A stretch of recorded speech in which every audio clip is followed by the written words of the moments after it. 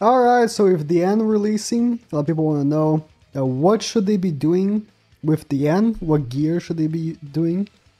And even if they don't have DIANE right now because maybe they're skipping the banner, eventually they might pull her when she comes back inevitably in other festival banners. So it might be worth, just knowing because she's a very good unit. Would you look at that festival unit is good? Oh boy. This video have a lot of talking about gear. I'll play some PvP as well, but mostly we just talk about gear because unlike like Trader Melee, which was just basically like, yeah, attack crit, it doesn't matter. Like, use attack crit because it doesn't matter. Like, if you have attack crit, you do more damage and then you have damage reduction anyway, so you don't need defense. It's like, but with her, it's a little more, actually, you could, do more stuff with her. Speaking of doing stuff, you should subscribe because I really want to pass the official Grand Cross YouTube channel. We're 60k subs behind, so if you could help me, that would be great. I am mostly rocking her with HP defense, and obviously a lot of people ask, oh, where are the sub rolls? If I don't mention substats, you can like already deduce that it's gonna be attack, defense, HP. Oh, her gear is not good. Wow. Yeah, I just never even really thought about upgrading because usually before a festival comes out, I already have their gear like 15%, like Meliodas and stuff. DIANE didn't really have it. I'll hammer it up later. Don't have to do it right now. But yeah, mostly HP defense because the way her passive works, the more damage she takes, the more damage she dishes back, so she doesn't need attack. So, for me, having a larger HP pool makes more sense than having extra attack, just the way that her passive works. But I say that even if you run her with attack defense or not, she's still going to be doing good damage. If you do run her with attack defense, she obviously is going to be doing quite a bit more damage though. The extra 20% attack does make a difference, especially in combination with the extra damage and the extra percentage of attack increase as well, the 50%, right? So I think either way is fine. Attack defense or HP defense, but just the way I've been using this unit, and mostly for PvP that is, I have been rocking her with HP defense because I have a larger HP pool. That 40% damage reduction is very misleading. She takes a hefty amount of damage from hits, especially with the ones that are in the field. The Trader Melees, she takes a lot of damage. So the larger HP pool for me makes more sense. Although I would say in PvP, as it is, I don't know if I even recommend running her in PvP. Like, she's very good at 6-6 because this is right here, the only like truly good team for her. No other team for her actually works well against like other meta teams really. This is the only one. Or maybe you can swap out my last clip for Valencia there. This is the only one. And if you don't have ult levels on her, it's like her ultimate at 1-6 is a joke. It should actually be illegal how bad her ultimate is at 1-6 compared to 6-6. The percentage on the extra damage per stance is 5% at 1-6. Should be illegal actually. It's 50% at 6-6. Without the extra damage increase from the stances, her ultimate doesn't hit that hard, even if attack defense. And the heal is insignificant at 3% at 1-6. Her ultimate at 1-6 is atrocious, horrendous, every single negative you can think of. So that is very unfortunate. I was 6-6, that was pretty good. At 6-6, she won't one-shot every time, but in combination with like some king attacks, she does. That's why this team is actually very good. Like this team is the only good team for her, but it's actually very good. I don't know if I would say it's like the best team in the game whatsoever, but it's very good. And then for PvE, I would say you can just run her with attack defense. So again, for PvP, I would say HP defense better just because of the extra HP pool. But for PvP, for PvE, on the activities that you'd actually want to run her, like Demonic Beast Battle, right? The attack defense might actually be worth it because if you're running her properly, right? Let's say you're running her on Demonic Beast Battle, you're going to be running her with like Trader Melee. probably. And you're already gonna have so much damage reduction. Her with attack defense plus the extra 50% and the extra damage from her passive, she's hitting like very hard at like level 1 and stuff like that, which is actually such a good thing about her, is that her level 1s hit hard because of her passive, so you don't have to rely on level 2s and 3s. Because most units are level 1 except like Trader Melee. Trader Melee is the god, right? Like, except Trader Melee, at level 1 cards, they just don't hit hard, right? But her, she does, so it's very good. And then if you really want to gear her towards the gear, you can also give her full resistance rolls on both gears. I think right now the best setup for Deer actually does use DIANE, but the issue is that you need, like, this is something that it was such a shaft for her unit that her ultimate sucks except if it's 6/6. Like, it's such a shaft for her because she relies so much on this ultimate for the teams that you want to use her on. Because she, I think, might actually be part of the best Deer team, right? Her, Trader Melee, obviously, the one, and Valenti. And then all units on your team using resistance in their gears, your team is insanely tanky. But you still take some damage. So DIANE ends up being your healer with her ult.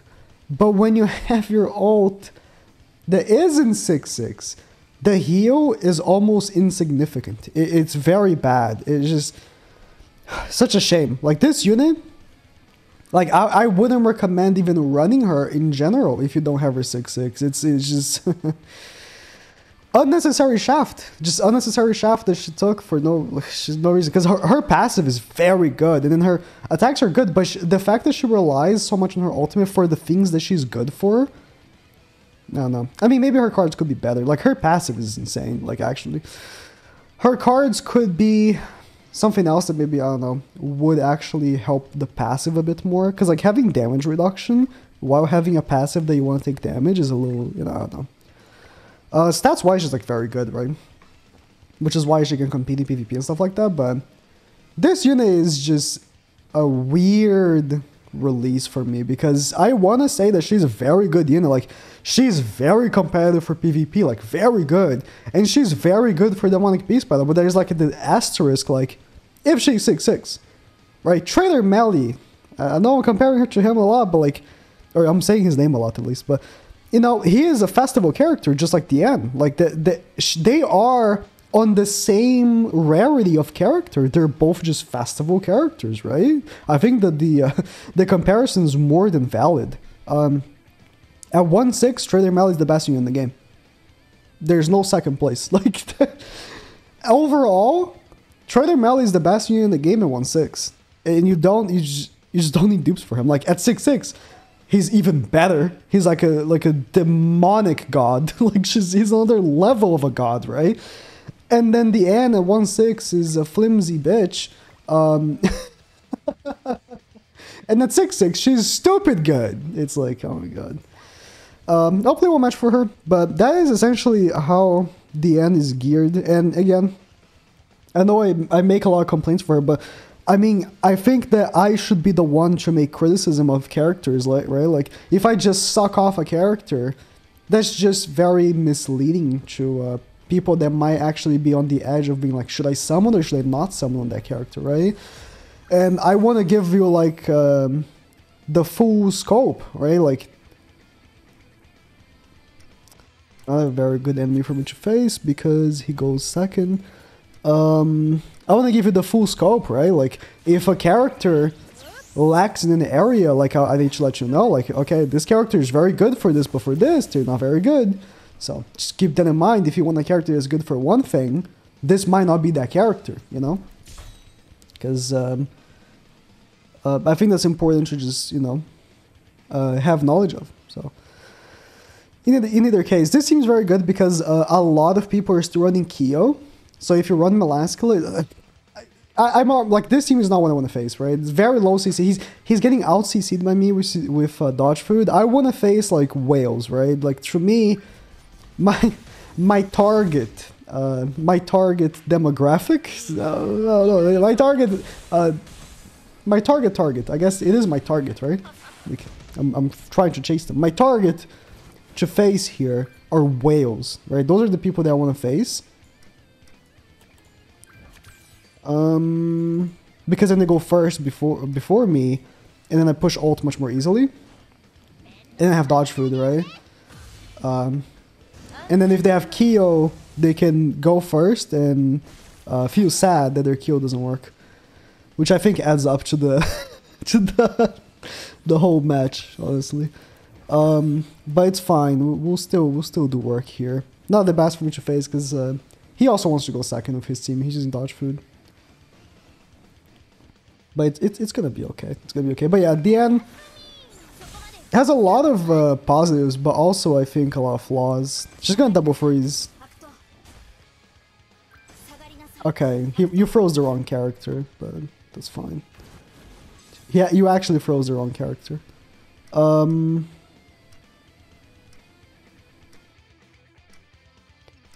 wanna do this. I don't actually have to double attack Emilia just in case, because this card takes off 2 ultimate gauges. I should have actually double attacked her. Yeah, I attacked Merlin just in case she combined as well, but she didn't double combine. I guess I could have double attacked her. It would have killed, but I wasn't sure, right? Yeah, so her ultimate again at 6/6 is very powerful, very powerful, but it's the thing, right? At 6/6. Oh, you're gonna attack me? Oh, I actually lost. I actually lost. Again, this is a terrible team for me to face. Terrible team for me to face. Terrible team for me to face. And this is her best team. This is bar none, best DIANE team.